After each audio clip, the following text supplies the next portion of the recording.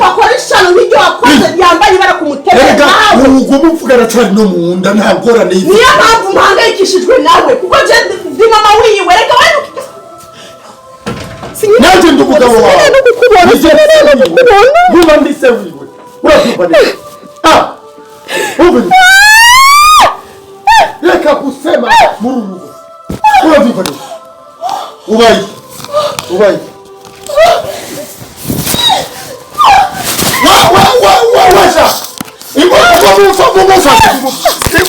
wawe ujuguri bwira abo bahungu muze kumfasha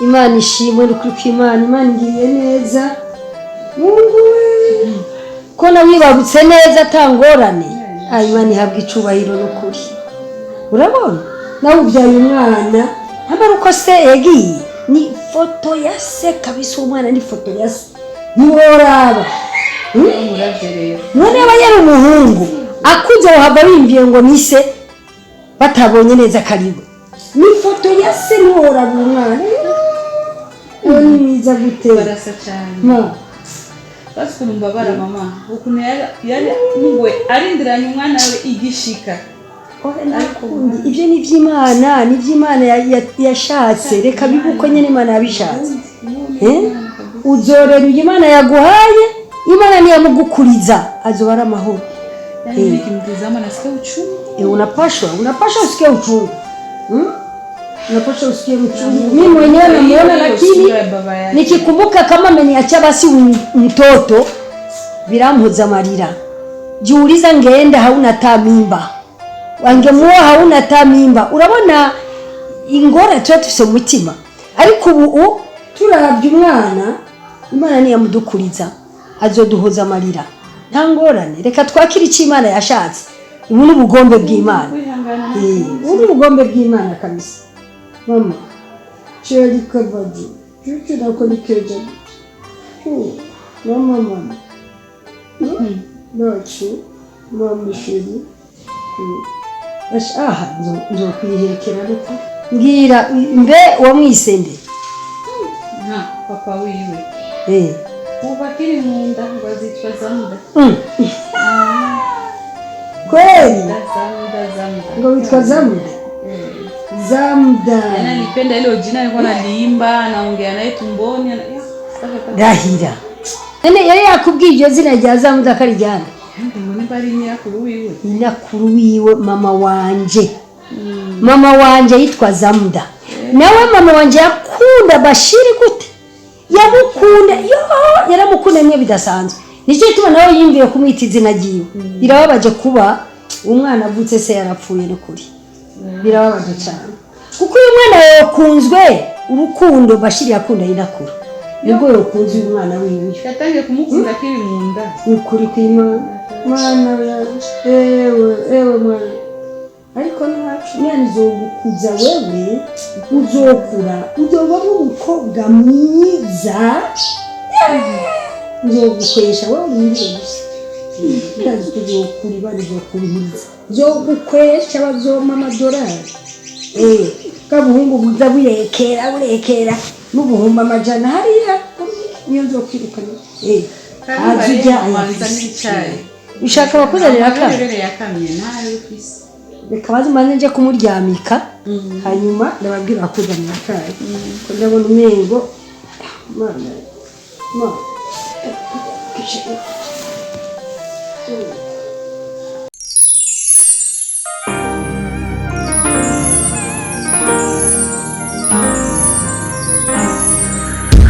Because of love.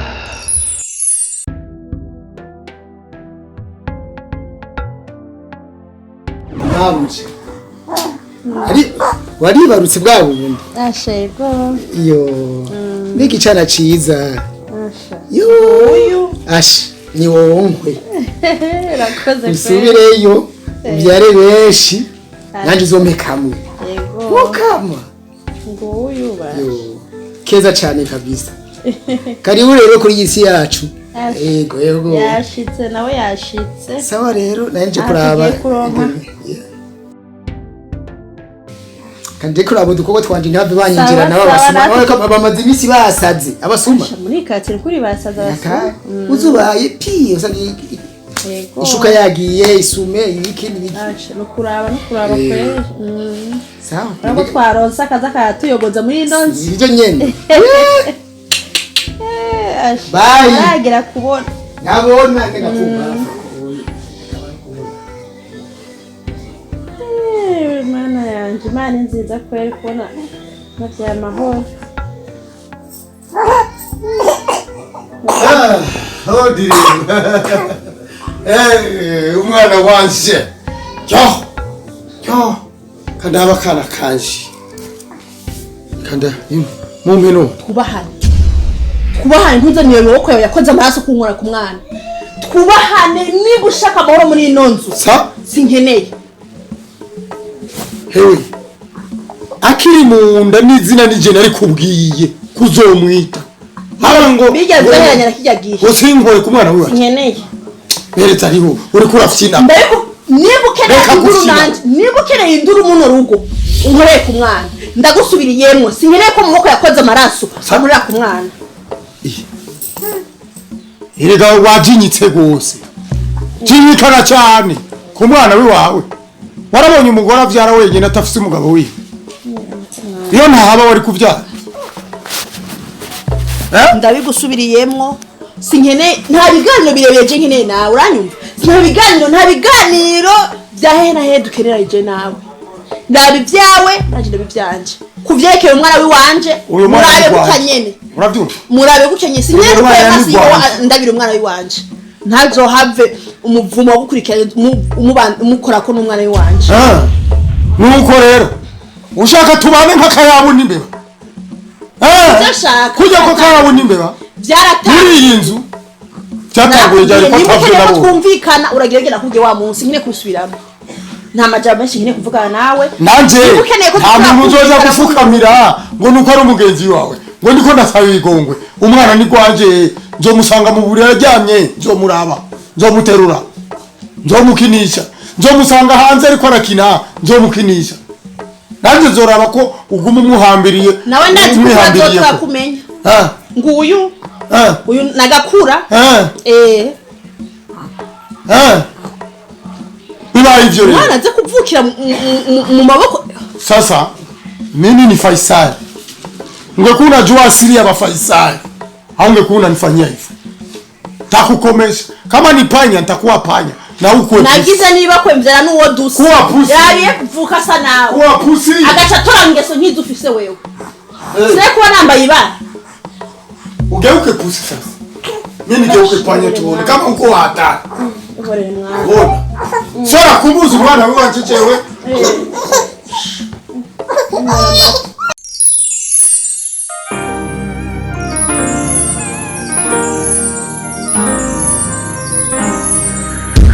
Because of love.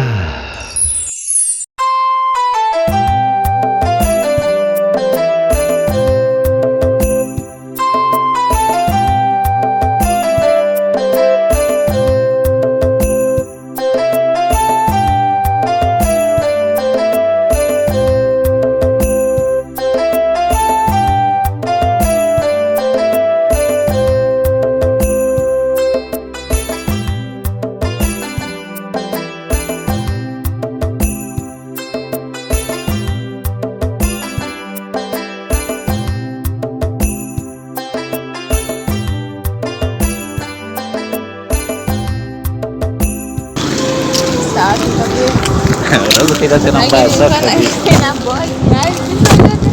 Mwalimu mwingine hata uelewa na Yaani mimi siku ya leo nimekuja kama mwenye sitaki kusoma hivi. kama kawaida wewe kila siku, lakini lazima usome kila siku. Sitaki kusikia umesiba, sitaki kusikia hautaki kuamka, sitaki kusikia kuna baridi, kuna mvua. Hawa jaji kimeshinda kunifurahisha kitu gani? Ya mimi naona jioni kama maajabu vile. Ya primary unayajua.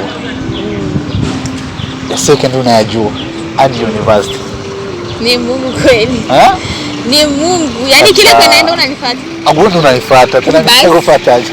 Mimi najua tu nilizaliwa kabla Haya, yako. Hata basi, kama tunapatana. dakika ndogo.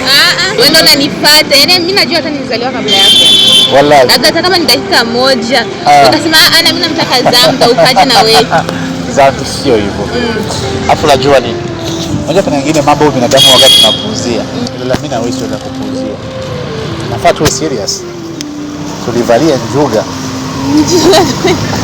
Ndio ndio vitu gani? Ndio vitu gani? Eh. Yaani tuzidishe umakini na umahiri.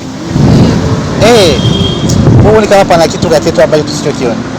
Wewe umeelewa nachokimaanisha, lakini wewe aswa wewe. Maana wanaume na wajua.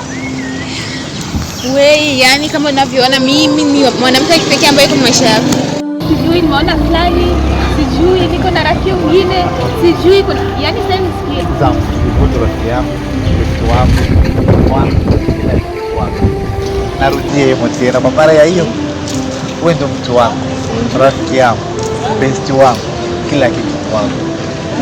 Alafu mimi kitu Iwe tu kinaniwaga. hivyo. Mimi sasa iko leo unachukua mimi na kumanisha na watu. Sote ni wanaume lakini kila mtu ana utofauti wake bwana. Wewe vipi?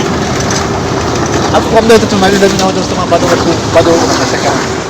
Ya mbali, wewe ya binadamu. Hebu naona imefika. Twende Anajua nyumbani. ana njaa. Sio kaniangukia hapa. Twende nyumbani. Na nyumbani sema ungenipa. Ndio. Ile mama atajua sikwenda kwa masomo. Sipeleki na vyangu. Na simu yako. Nipa kalamu yangu, fungua hapa mbio. Wewe yani Yako kila na wewe. sitaki. Wewe tupa yako unapeleka yako. Nenda. Sasa unaenda aje hata bye. Bye. Fika salama. Fika salama.